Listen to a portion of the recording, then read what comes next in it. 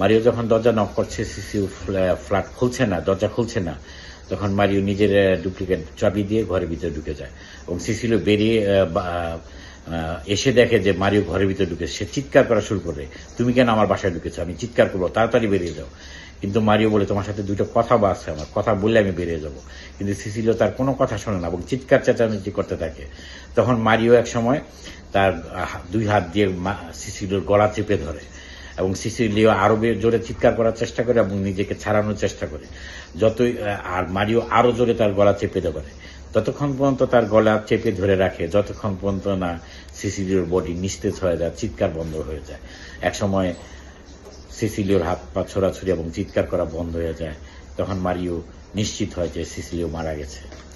তখন Mario সিসিলিওর bedroom থেকে চাদর এবং কমফোর্ট এসে সিসিলিওর বডিটাকে, মৃতদেহটাকে একটি বস্তার মতো করে বাঁধে এবং সিসিলিওর একটি লাল রঙের ফিয়াট গাড়ি ছিল পার্কিংয়ে, সেই গাড়িতে করে, গাড়ি চাবি ওখান থেকে নিয়ে চাবি গাড়িতে করে সে স্থানীয় একটি লেকের মধ্যে সিসিলিওর মৃতদেহটি ফেলে দেয়।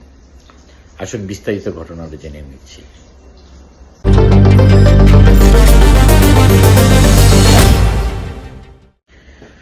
সিসিলিও 28 থেকে 30 বছর বয়সে একজন তরুণী। সে সিডনিতে থাকে, কিন্তু সে অরিজিনাল ব্রাজিল থেকে।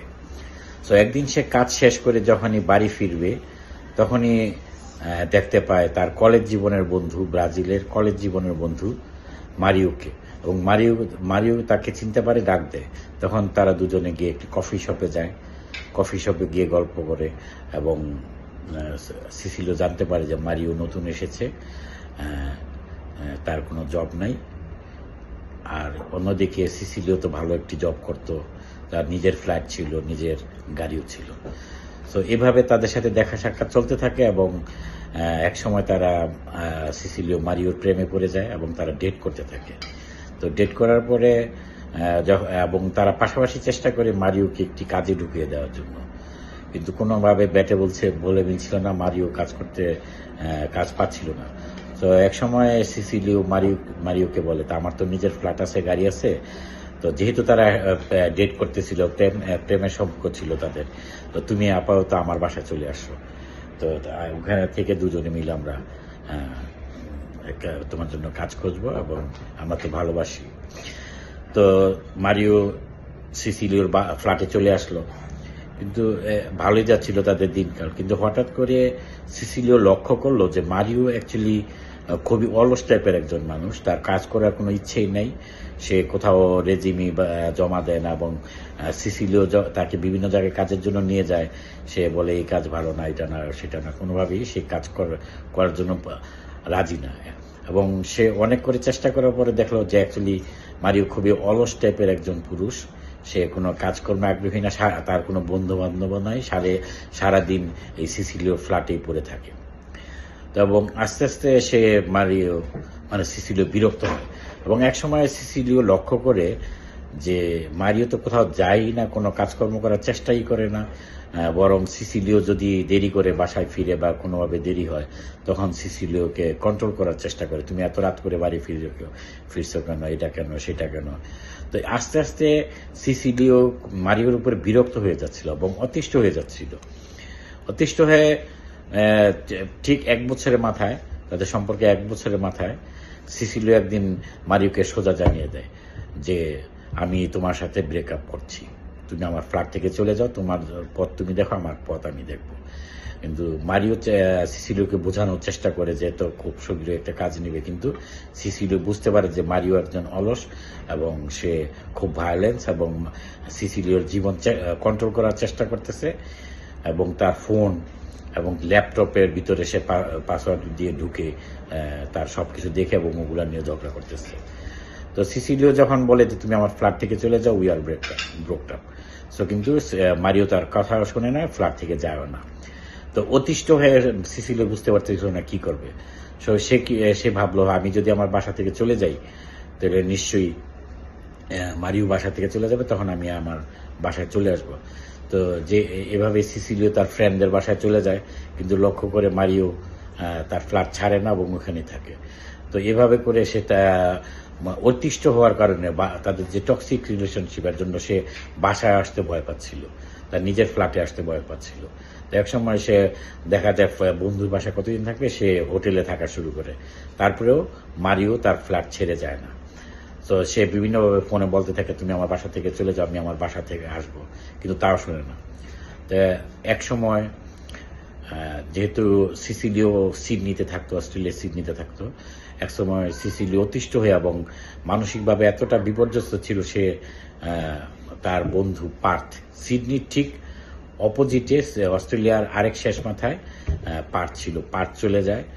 পার্থে গিয়ে বন্ধুর বাড়িতে চলে যায়। বন্ধুরা যখন লক্ষ্য করে যে সিসিলিও আগের মতো সেই উৎফুল্লতা, সে হাসি খুশি নেই, অল্পতেই রেগে যায়, তখন তার ফ্রেন্ডরা তাকে জিজ্ঞেস করে, তোমার কি হয়েছে, তুমি আমাকে খুলে বলো। তো সিসিলিও খুলে বলে মারিওর সমস্ত কথা, কিভাবে তার মেন্টালি টর্চার করে এবং কাজকর্ম করে না, এটা সেটা। তখন তার বন্ধুরা বলে, তুমি কেন পুলিশে ফোন করতেছো না, পুলিশকে কেন তুমি রিপোর্ট করতেছো না। তখন সিসিলিও বলে, অ্যাকচুয়ালি মারিও এই দেশে পার্মানেন্ট রেসিডেন্সির জন্য অ্যাপ্লাই করছে, এখনও সে তার পার্মানেন্ট রেসিডেন্সি হয় নাই। আমি যদি পুলিশ রিপোর্ট করি তাইলে ওমেন এবিউজিং বা এবিউজিং এর জন্য তাকে ডিপোর্ট করে দিবে। তো এর মধ্যে পার্থে থাকা অবস্থায় সিসিলিও জানতে পারে যে মারিও ব্রাজিল ফিরে যাচ্ছে, সিডনি থেকে ব্রাজিল ফিরে যাচ্ছে। তো সে খুশি হলো এবং সে তাড়াতাড়ি পার্থ থেকে সিডনিতে চলে আসলো। চলে এসে তাকে বললো, তুমি তো ব্রাজিল চলে, আমার বাসা থেকে এক্ষুনি বেড়ে যাও।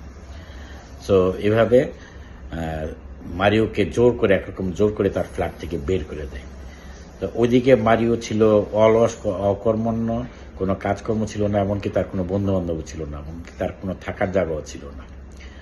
সে বাইরে গিয়ে যাওয়ার আগে বলে যে, ঠিক আছে, তুমি আমাকে, আমি চলে যাচ্ছি, কিন্তু আগামীকাল তুমি আমাকে সিডনি এয়ারপোর্টে ড্রপ অফ করে দিয়ে আসো, আমার কাছে টাকা নাই বা যাওয়ার মতো কোনো টাকা পয়সা নাই, তুমি আমাকে ড্রপ অফ করে দিয়ে আসো। সিসিলিও রাজি হয় না। তারপরে যখন ভাবে যে সে চলে গেলে আমি ভালো থাকবো, তারপর বলি, ঠিক আছে, তোমাকে আগামীকালকে আমি ড্রপ অফ করে দিয়ে আসবো। তো সিসিলিও দেখে মারিও বেরিয়ে যাচ্ছে এবং মারিও বেরিয়েও যায়, বেরিয়ে গিয়ে বাইরে ঘোরাঘুরি করে। তো প্রথমেই বলেছিলাম যে মারিও বুঝতে পেরেছিল যে সিসিলিও এক সময় তাকে বাসা থেকে বের করে দিবে এবং সে একটি সিসিলিও ফ্ল্যাটের ডুপ্লিকেট চাবি বানিয়ে রেখেছিল। সো অনেকক্ষণ পরে সে 2-3 ঘন্টা পরে ফিরে আসে, রাত 10টার দিকে ফিরে আসে এবং সিসিলিওকে নক করতে থাকে যে, তোমার সাথে একটু কথা আছে, তুমি একটু দরজা খোলো।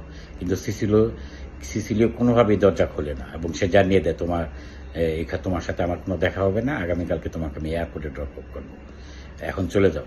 সো অনেকক্ষণ যখন মারিও দরজা নক করতে থাকে, যখন দেখে দরজা খোলে না, তখন সে ফ্ল্যাটের পাশে যে হলওয়ে আছে, হলওয়ের মধ্যে বসে থাকে।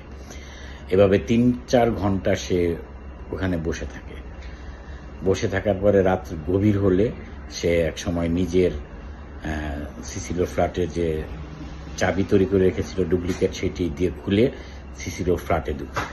তো সিসিলিও অবাক হয়ে যায় তাকে ফ্ল্যাটের ভিতরে রেখে এবং চিৎকার করতে থাকে, তুমি আমার ফ্ল্যাটে কেন ঢুকেছো, এক্ষুনি বেরিয়ে যাও, না হলে আমি পুলিশ কল করবো, বা চিৎকার চেঁচামেচি করতে থাকে। তো মারিও বলে, তোমার সাথে একটা কথা আছে, কথা বলতে এসেছি। তো সিসিলিও বলে, তোমার সাথে আমার কোনো কথা নেই।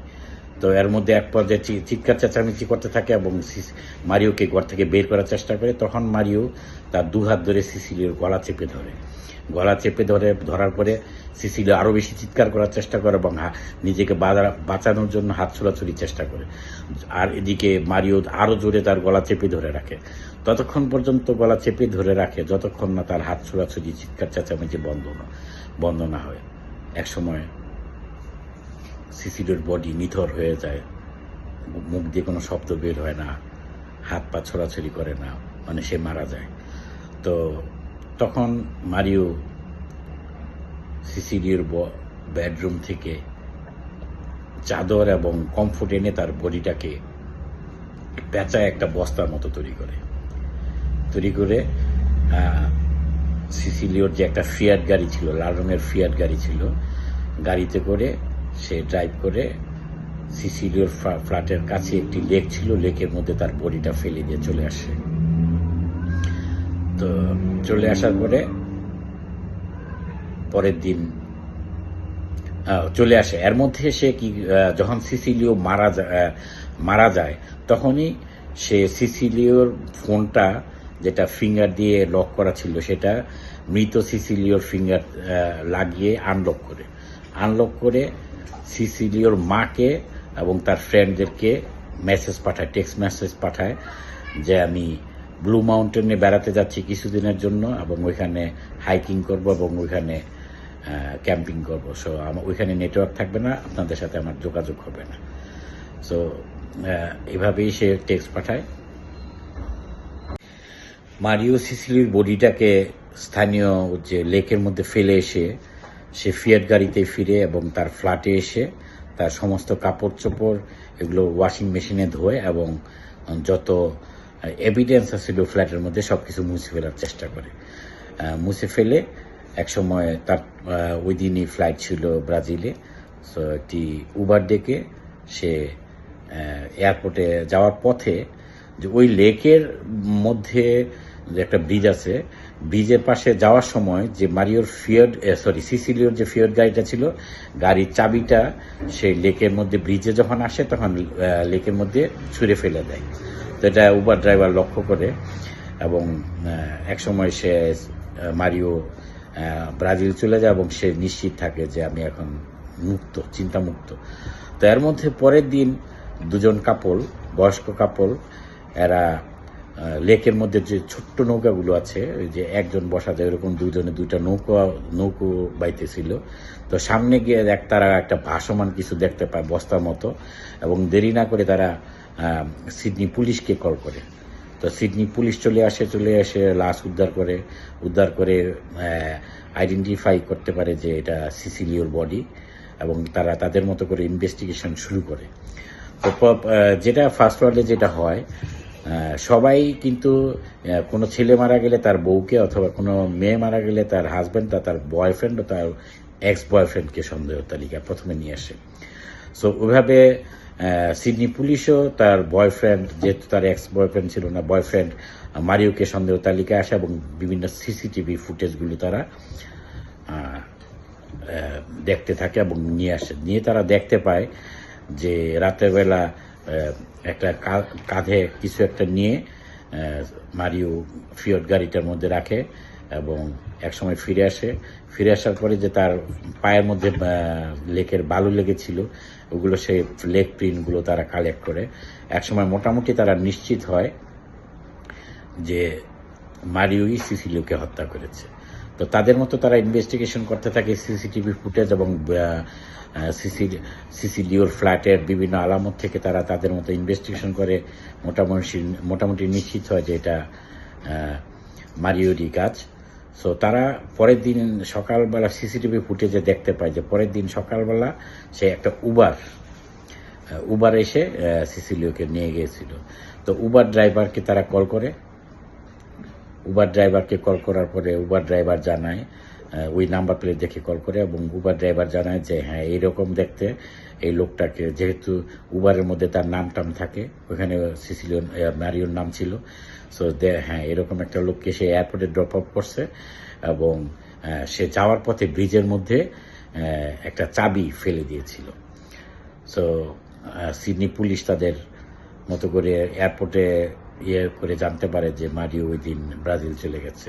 তো তারা তাদের মতো করে ইনভেস্টিগেশন চালিয়ে যায় এবং সিডনি পুলিশ উবার ড্রাইভারের কথায় নিশ্চিত হয় যে এ হত্যাটি মারিওই করেছে।